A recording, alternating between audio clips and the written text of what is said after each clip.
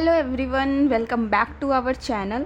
तो अगर आपने अभी अभी बीएससी नर्सिंग ज्वाइन की है या फिर आपका फर्स्ट सेमेस्टर स्टार्ट होने वाला है और तो समझ नहीं आ रहा है कि हम अपनी पढ़ाई कैसे स्टार्ट करें, ठीक है।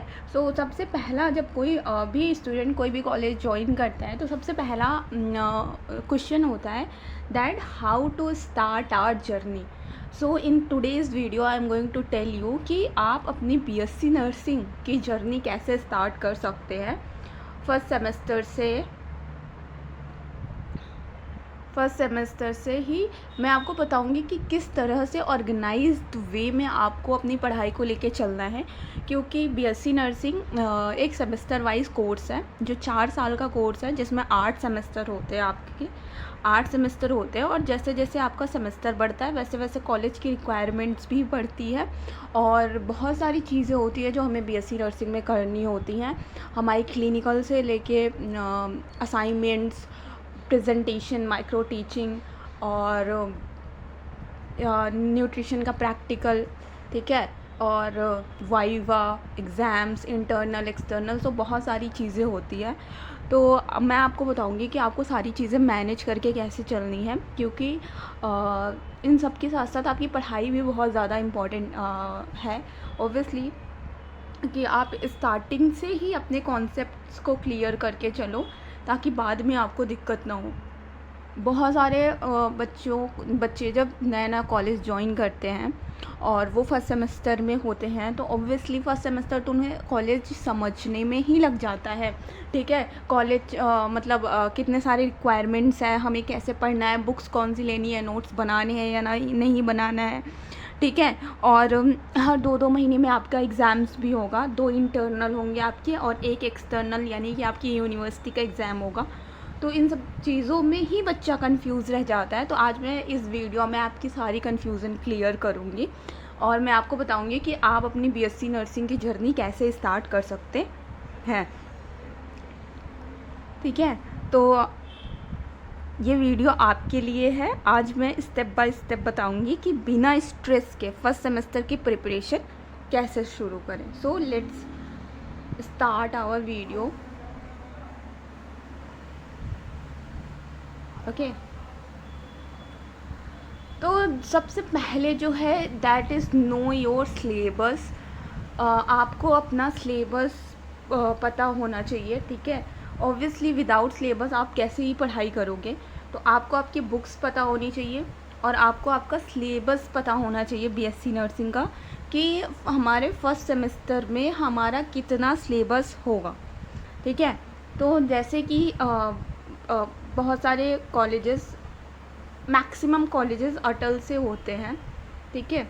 अटल यानी ABVMU यूनिवर्सिटी से होते हैं। तो आपको यूनिवर्सिटी की वेबसाइट से सिलेबस डाउनलोड करना है, ठीक है। अगर आपको वो सिलेबस चाहिए तो आप मुझे कमेंट कर सकते हो, आई विल सेंड यू। तो आपको सबसे पहले तो ABVMU, ठीक है, ABVMU की वेबसाइट से सिलेबस डाउनलोड करना है और आपको आपके सिलेबस का प्रिंट आउट निकलवा लेना है, ठीक है। आपके सिलेबस का प्रिंट आउट होना चाहिए हर किसी के पास, क्योंकि लास्ट टाइम में एग्ज़ाम के टाइम में वही प्रिंट आउट आपकी हेल्प करते हैं। आप उसके अकॉर्डिंग पढ़ सकते हो और उसमें ये रहता है कि पढ़ाई करते वक्त आपकी कोई भी चीज़ छूटेगी नहीं, आप सारे इंपॉर्टेंट टॉपिक्स को कवर कर रहे होगे, ठीक है। तो आपको आपके सिलेबस का प्रिंट आउट आपके पास ज़रूर होना चाहिए, ठीक है। कुछ कुछ बच्चों की यूनिवर्सिटी कुछ और भी होती है, जैसे कि मैं मेरठ वाले मेडिकल LLRM मेडिकल कॉलेज जो मेरठ में है उसकी बात करूं तो इसकी यूनिवर्सिटी अटल नहीं है, इसकी यूनिवर्सिटी है CCS, चौधरी चरण सिंह यूनिवर्सिटी। और ऐसे ही बहुत सारी कॉलेजेस की यूनिवर्सिटी अलग भी हो सकती है, आई डोंट नो, लेकिन मैक्सिमम जो है वो अटल से ही है। तो आपको ABVMU से आपका सिलेबस डाउनलोड करना है, ठीक है। सिलेबस को डाउनलोड करना है और उसका प्रिंट निकालना है, वो आपके पास होना ही चाहिए, ठीक है। देन बुक्स, अब मैं आपको कौन सी बुक रिकमेंड करती हूँ। तो आपको सबसे पहले तो आपके सिलेबस क्या है, मतलब आपका सब्जेक्ट बता देती हूँ मैं आपको। तो फर्स्ट सेमेस्टर में आपको पढ़ना है एनाटमी एंड फिजियोलॉजी, ठीक है। Anatomy and physiology, socio and psycho, और इंग्लिश।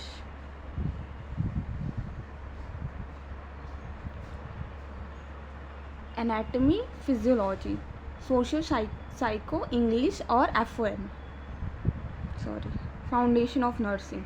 तो ये 4 सब्जेक्ट है जो आपको पढ़ना है। इंग्लिश आपका इंटरनल सब्जेक्ट है, इसका यूनिवर्सिटी एग्ज़ाम नहीं होता।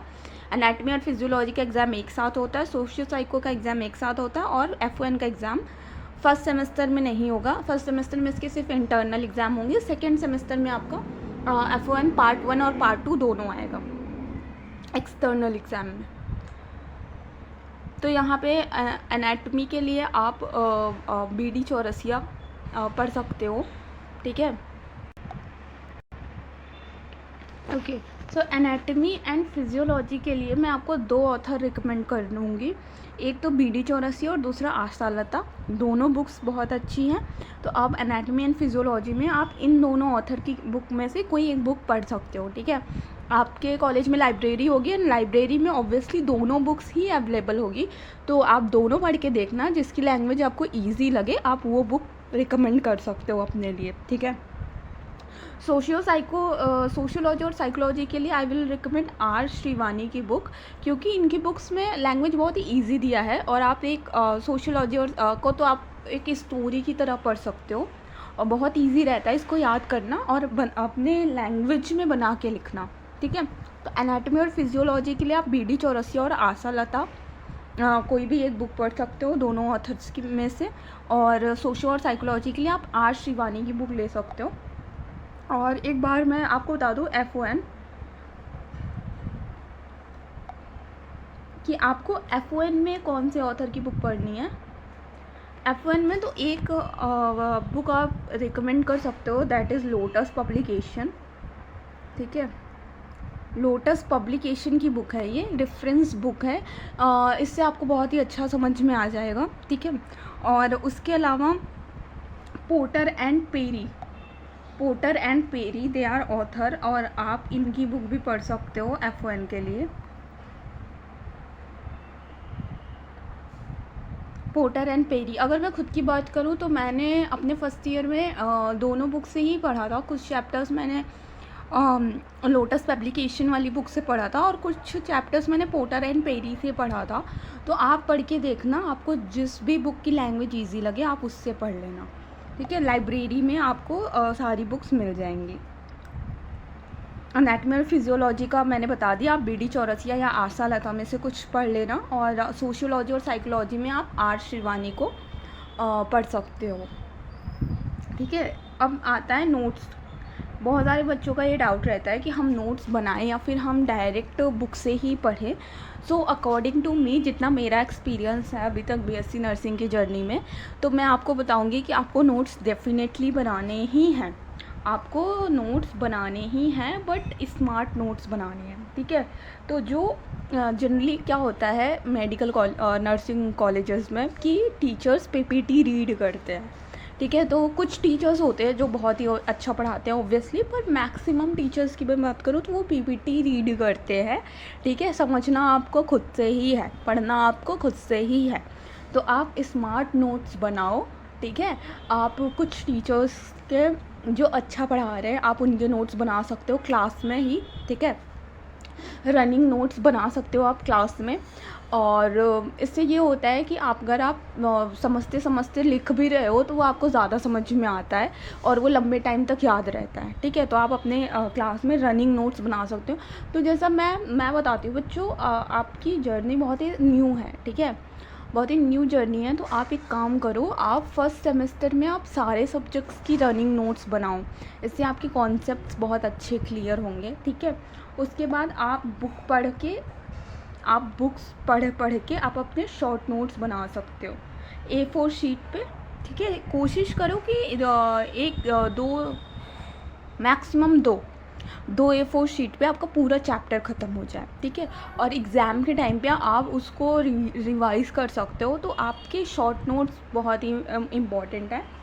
और एक और चीज़ मैं आपको बताऊंगी कि आपकी जो एनाटमी एंड फिजियोलॉजी है, ठीक है, उसको तो आप बहुत ही अच्छे से मास्टर कर लेना। क्योंकि पूरे नर्सिंग में ये आपके काम आने वाला है, ठीक है। और आप ये एनाटमी और फिजियोलॉजी सिर्फ फर्स्ट सेमेस्टर में पढ़ोगे, तो आप इसको बहुत ही अच्छे से मास्टर कर लेना, ठीक है।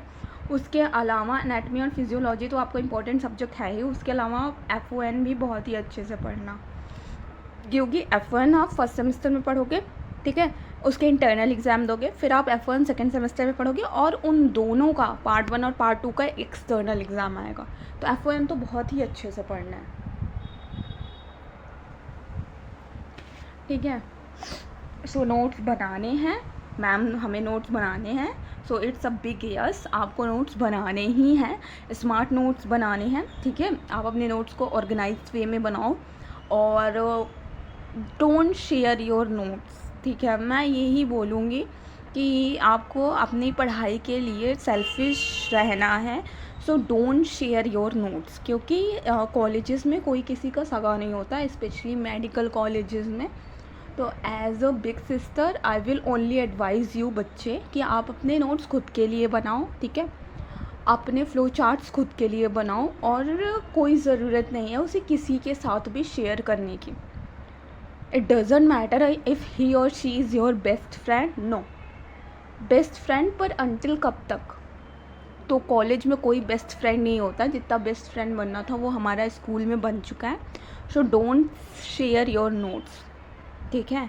खुद के लिए बनाओ, अच्छे से पढ़ाई करो, अच्छे नंबर लाओ, ठीक है। डेली स्टडी रूटीन, हाँ, तो ये बहुत ही इम्पॉर्टेंट है। आपको आपका एक डेली स्टडी रूटीन लेके चलना है। आप डेली 1 आवर पढ़ रहे हो, 2 आवर पढ़ रहे हो, हाफ आवर पढ़ रहे हो, it doesn't matter. What matter कि आप पढ़ रहे हो, ठीक है।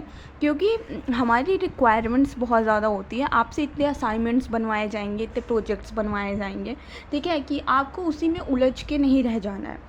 लास्ट तक मैं देखती हूँ बच्चे असाइनमेंट ही करते रह जाते हैं और एग्ज़ाम्स आ जाते हैं। तो एग्ज़ाम के 2 दिन पहले आपको रट्टा मार के सिर्फ पासिंग मार्क्स से पास नहीं होना है, आपको अपनी नॉलेज के लिए पढ़ना है, ठीक है। तो आप डेली पढ़ो, रोज़ का रोज़ पढ़ो, ठीक है। जो भी क्लास में टीचर को फॉलो करते हुए चलो, जैसे टीचर ने आज क्लास में जो भी टॉपिक पढ़ाया, आप रूम पे आके उसको पढ़ रहे हो, ठीक है। और वीकली उसका रिवीजन कर रहे हो, उसके शॉर्ट नोट्स बना रहे हो। तो अपनी पढ़ाई को एक ऑर्गेनाइज्ड वे में लेके चलो, नहीं तो फर्स्ट सेमेस्टर कब निकल जाएगा आपको पता भी नहीं चलेगा, और in the end of the year you will feel like I don't know anything, I don't even know the basics of anatomy, physiology and basics of F1, जो कि बहुत सारे बच्चों के साथ होता है, क्योंकि वो सिर्फ रट्टा मार के ही पास होते हैं, ठीक है। क्योंकि वो सिर्फ रट्टा मार के ही पास होते हैं। तो मैं सिर्फ तुमको ये बोलूँगी कि रटो मत, ठीक है, रटो मत, समझो, कॉन्सेप्ट्स को समझते हुए चलो, रट्टा नहीं मारना, हमें समझना है, ठीक है। समझो, वेरी गुड। नाउ प्रैक्टिकल्स को सीरियस लो, यस, ये बहुत ही इम्पॉर्टेंट है कि प्रैक्टिकल्स को आपको सीरियस लेना है। तो हमारे BSc नर्सिंग में आपकी स्किल लैब लगेगी। क्या लगेगी बेटा? आपकी स्किल लैब लगेगी, ठीक है, जिसमें आपकी चेकलिस्ट होंगी और स्कीज़ वगैरह होंगी, और उस डमी होती है, अलग अलग लैब्स होते हैं, उसमें आपको अलग अलग प्रोसीजर सिखाए जाएंगे, ठीक है। तो आपको अपने प्रैक्टिकल्स को बहुत ही सीरियसली लेना है। आप जो क्लिनिकल्स में जा रहे हो, वहाँ जो सीख रहे हो, थ्योरेटिकल नॉलेज तो आपको होनी ही चाहिए, पर उसके साथ साथ प्रैक्टिकल नॉलेज भी होनी चाहिए। तो आप जो क्लिनिकल्स में सीख रहे हो, जो आप स्किल लैब में सीख रहे हो प्रोसीजर, उन सबको बहुत ही सीरियस लेनी है, ठीक है। हवा हवा में नहीं लेना है कि आपने चेकलिस्ट से प्रोसीजर रट लिया, मास्टर को सुना दिया, नहीं, ऐसा नहीं करना है। आपको बहुत ही सीरियस होकर उसको समझना है, ठीक है, क्योंकि वही आगे काम आएगा। तो जैसा कि मैंने आपको बताया, आपकी एक चेकलिस्ट होगी, ठीक है, उसमें आपकी स्किल लैब लगेगी। वो तो जब आपके कॉलेज में लगेगी तब आपको पता चल जाएगा और क्लियरली, ओके। या वीकली रिवीजन, तो जैसा कि मैंने बताया कि जो हम Monday, Tuesday, Wednesday, Thursday, Friday और सैटरडे में पढ़ रहे होंगे, ठीक है, उसको हम संडे में रिवीजन भी कर रहे होंगे। संडे को हम अपना पूरा वीकली रिवाइज करेंगे। इट डजेंट मैटर कि हमारे पास हमारा कितना असाइनमेंट लिखना है, कौन सा प्रोजेक्ट बनाना है, कहाँ क्या करना है, नहीं, हम संडे को पूरा रिवीजन कर रहे होंगे तो कर रहे होंगे। आपको बहुत ही स्ट्रिक्ट होके चलना होगा आपके अपने साथ, नहीं तो एंड में मैंने बोला ना कि सेमेस्टर कब निकल जाएगा आपको कुछ पता नहीं चलेगा, ठीक है। So Monday, Tuesday, Wednesday, Thursday, Friday और सैटरडे, इन सब का मिला के हम संडे को क्या कर रहे होंगे, हम सब संडे को रिवीजन कर रहे होंगे, ठीक है। ये कुछ एक्स्ट्रा टिप्स है जो मैं आपको बोलना चाहूँगी। As a elder sister you have to listen to me, okay. Okay, so सबसे पहले तो प्लान योर डे, ठीक है। Make a realistic study plan and follow it. तो ऑब्वियसली इतना ज़्यादा काम होता है, ठीक है, इतनी ज़्यादा चीज़ें करनी होती हैं कि नहीं हो पाता, प्लान फॉलो नहीं हो पाता, आई अंडरस्टैंड। बट फिर भी उसका आप 10% करो, 20% करो, 30% करो, ठीक है। और किसी दिन आपके पास बहुत ज़्यादा टायर्ड हो आप, तो 5% ही करो, पर करो ज़रूर, ठीक है। आपको डेली पढ़ना है, डजेंट मैटर कि आप 30 मिनट्स ही पढ़ रहे हो, पर आप पढ़ रहे हो। बी रेगुलर, मतलब आपको कंसिस्टेंसी मेंटेन करके चलनी है, नहीं तो जो मैंने पहले ही बोला कि वही होता है कि बच्चे रट रट के पास हो जाते हैं और उनकी थ्योरेटिकल नॉलेज जीरो होती है, ठीक है। अंडरस्टैंड, डोंट रीड, रट्टा मत मारो, समझो, ठीक है। आपको कॉन्सेप्ट्स को रटना नहीं है, उनको क्या करना है, उनको समझना है। और मेक योर ओन नोट। तो जैसे बेटा मैंने आपको पहले ही बताया है कि नोट्स बहुत ही इम्पॉर्टेंट है, ठीक है। अपने नोट्स खुद बनाओ, ठीक है। फ्लो चार्ट्स यूज़ करो, डायग्राम्स यूज़ करो, शॉर्ट नोट्स उसमें ऐड करो, स्टिकी नोट्स ऐड करो, कलरफुल बनाओ, एंड उसको किसी के शेयर करने की ज़रूरत नहीं है, खुद पढ़ो। एक्टिव लर्निंग करनी है, मतलब आपको एक्टिव रिकॉल करना है, ठीक है। जो भी आपने पढ़ा है उसके बाद आपको बुक बंद करनी है और एक पेज पे लिख लिख के रिकॉल करना है कि मैंने आज पढ़ा क्या। Weekly revision is must, as I previously says कि आपको जो भी आपने पढ़ा है वो संडे को आपको पूरा रिवीजन करना है, ठीक है। प्रीवियस ईयर के पेपर सॉल्व करने हैं, तो उससे आपको एक आइडिया लग जाएगा कि आपकी यूनिवर्सिटी किस तरह के पेपर्स बनाते हैं। अब मैम प्रीवियस ईयर के पेपर कहाँ मिलेंगे, तो बच्चे प्रीवियस ईयर के पेपर्स आपको लाइब्रेरी में मिलेंगे, ठीक है।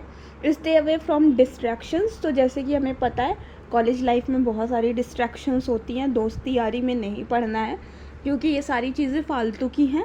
4 साल बाद सिर्फ आपको ये देखना है कि आप कहाँ स्टैंड करते हो, ठीक है। तो ये 4 साल बहुत ही इंपॉर्टेंट है आपके लिए। कोई दोस्त, कोई यार, कुछ भी काम नहीं आने वाला अगर आप 4 साल में कुछ उखाड़ के नहीं दिखाते हो, ठीक है। तो आपको अपने मम्मी पापा के लिए कुछ करना है, आपको अच्छे से पढ़ाई करनी है, ठीक है। डिस्ट्रैक्शन से दूर रहो, सोशल मीडिया से दूर रहो और फालतूगिरी से भी दूर रहो, ठीक है। Take care of your health.